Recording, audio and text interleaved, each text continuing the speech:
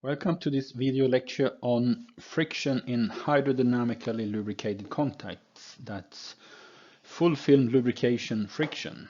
So it's viscous friction. I'm Roland Larsson. I'm from Luleå University of Technology in Sweden. So what I'm going to talk about today is viscous shear, and it's about full film lubrication. So it's not a boundary lubrication at all. It's just a film that is sheared. And that is the viscous losses then in hydrodynamic lubrication, and you can find it in journal bearings and thrust bearings typically. Let's see. Yeah, let's start with the viscous losses. I'm sure you already know this, but you know the proportionality between shear stress and shear rate gradient is according to the following. You have a moving surface, you have one moving surface, you have one stationary surface, you have a thin film. This is supposed to be a very thin film in comparison to the length, even if it doesn't look like that. You create what we normally call a Quet flow profile like this, a flow velocity profile that looks like this. The oil molecules nearest the moving surface moves at the same speed as the moving surface, while the oil molecules close to the stationary surface don't move at all. And in between you have a linear change of the speed up to the surface speed v then. Then the shear rate gradient is simply the gradient of this flow profile. And as already Newton found, there was normally typically a linear relationship between the shear stress and the shear rate gradient. And this proportionality constant eta here is the dynamic viscosity. So why do we talk about this then? Well, one simple way to compute the friction then in a fully lubricated case where you have a film thickness of a thickness h here, and you have a speed of the surface v here. Then if we don't forget the pressure driven flow for a while, the shear stress is simply the viscosity multiplied by the shear rate gradient, which can be approximated as the speed divided by the film thickness, so v over h. So from this you can directly get a pretty good estimate of the viscous friction in a case like that. For a journal bearing, which is the same thing, but it's a circular case in circular film, then the journal is moving with the speed. So v here is omega r, that's the surface speed of the journal, and the typical number for the film thickness is the clearance, the radial clearance of the bearing. So this is getting you the shear stress in a journal bearing operating at its center, which is of course not a common position for the journal, but it still gives you a good estimate of the shear stress. I'm coming back to this, to the more correct numbers, just in a few minutes. When we talk about journal bearings, you can find design diagrams like this. They are very straightforward and very useful, I would say. You can find a non-dimensional load carrying capacity, and you can typically the non-dimensional load carrying capacity is given by this expression. So it's the real physical load multiplied by the ratio of the clearance to radius of the journal, power 2, divided by the width of the bearing, divided by the viscosity, and divided by the speed of the journal surface, which is omega r then also.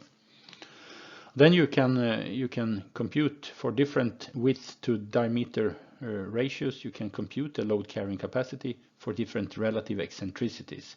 And the relative eccentricities, as you may remember, is that it's 0 when the journal is in the very center of the bearing, like here, and it's 1 when the surface comes into contact with a bushing. So you see the bigger the eccentricities, the bigger the load carrying capacity, and theoretically it's at very close to 1, it's an infinite load carrying capacity, which is not physically true, of course, of different reasons. Like one reason is that the surfaces will touch each other, and the bearing may even fail. But anyway, this is a very good knowing the load. If you know the load, you can compute a non-dimensional number here. You can read the diagram to, for example, if you have a load of a non-dimensional load of 1, you just read the diagram here. You can find that the bearing will operate at a relative eccentricity of 0.6. So now we know that the eccentricity is 0.6, and then you can take another diagram, which is also found in many textbooks about journal bearings. And you can read this diagram. You know that it operates at 0.6, and it has a width to diameter ratio of 0.5, and then you can see that the non-dimensional power loss is something like 6.8 or so in this case. From that you can compute the real power loss from an expression like this, or actually this one. So this is, also coming back to the Petrov's approximation, you know that assuming that the shaft is operating at the center position, it's not that bad over a pretty wide range of eccentricities. So up to somewhere here, you have a relatively good estimate of the power loss in a journal bearing for eccentricities up to 0.6 or so. A little for higher eccentricities, the friction is pretty much higher than what that Petrov equation gives you. So you need to use this diagram instead. But these two diagrams gives you a very good estimate of the power loss in a journal bearing. If you know the power loss, you can also compute the friction coefficient.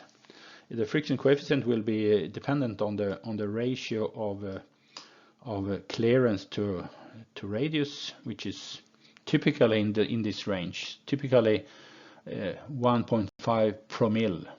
So the clearance is 1.5 promille of the shaft radius. And then you can see here that it's maybe a little bit unexpected that for a pretty narrow bearing and operating at low load or low eccentricity, the friction coefficient is high. It's a high number here, but it doesn't mean that the friction force is high, but it's just friction coefficient is high because the normal load, the load carrying capacity is low, so the friction is still low. But if you want to use a friction coefficient for a narrow bearing, you need to use pretty high numbers. That's maybe you didn't know. Of course, also, if you increase the eccentricity, you come closer and closer, the surfaces come closer and closer, and up here it seems, the minimum friction occurs in that situation. That's because that's not the minimum friction, it's the minimum coefficient of friction.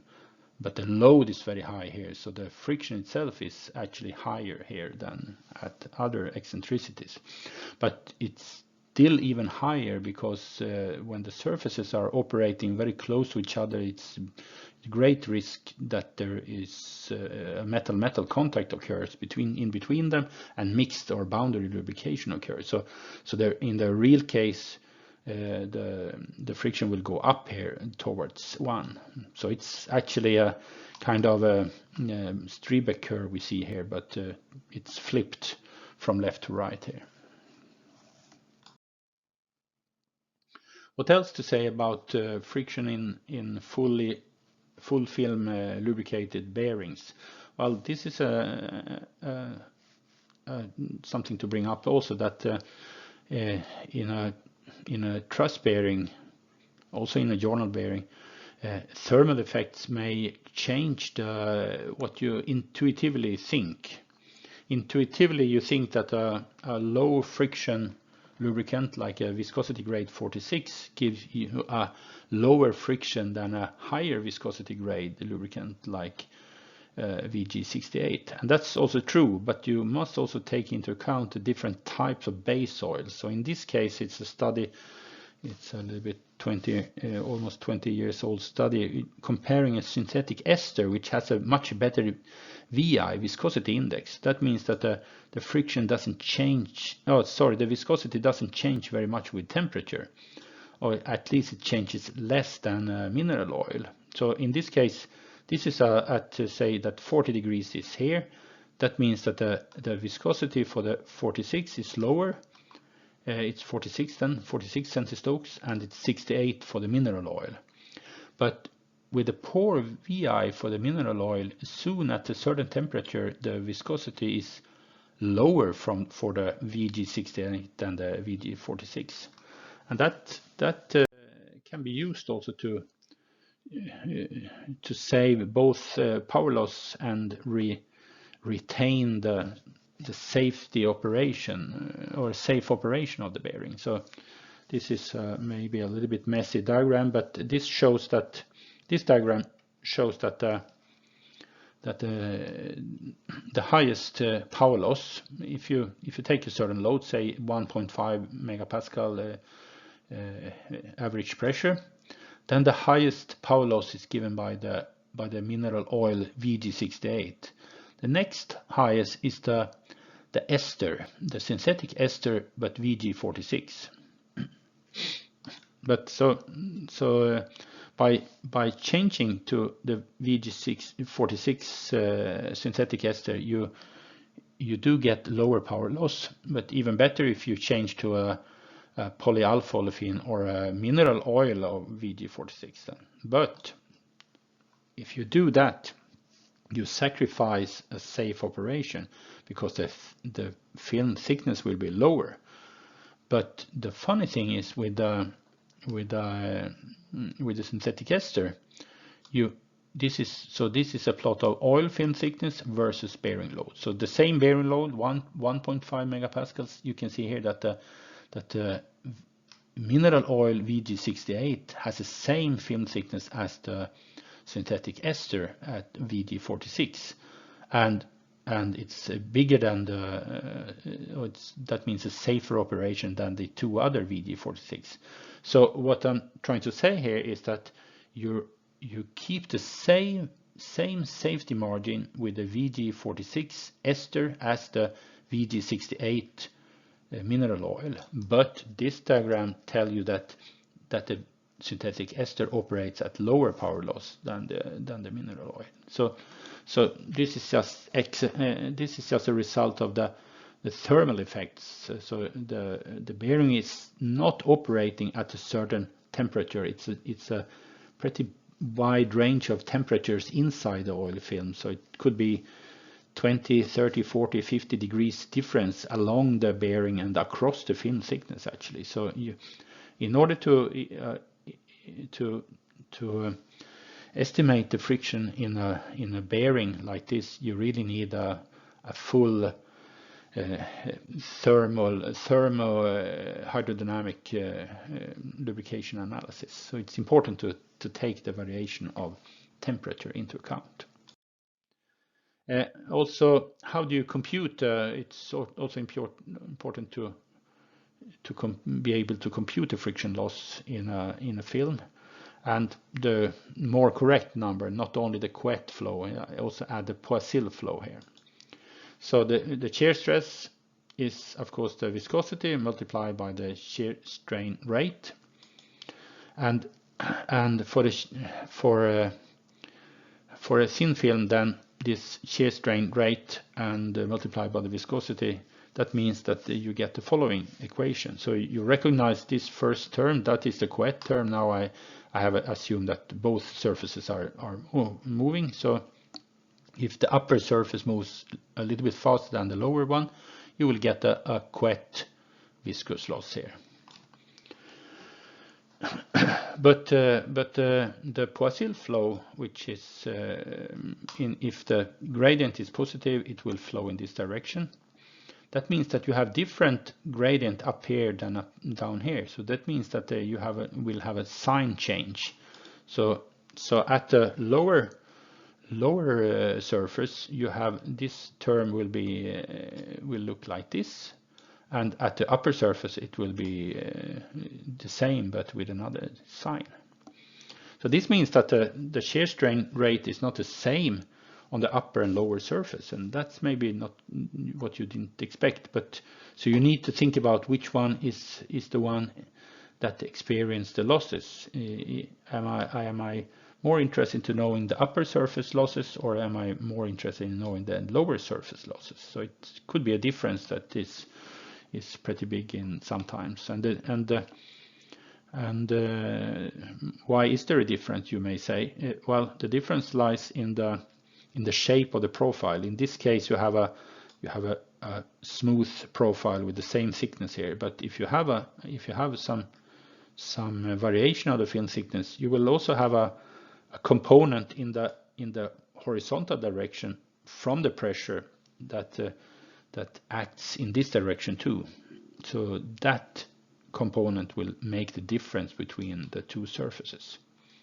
If you have if the roughness or if the waviness or what the shape of the surface is split between the two surfaces, you will soon see that they will be pretty much the same, the two shear stresses.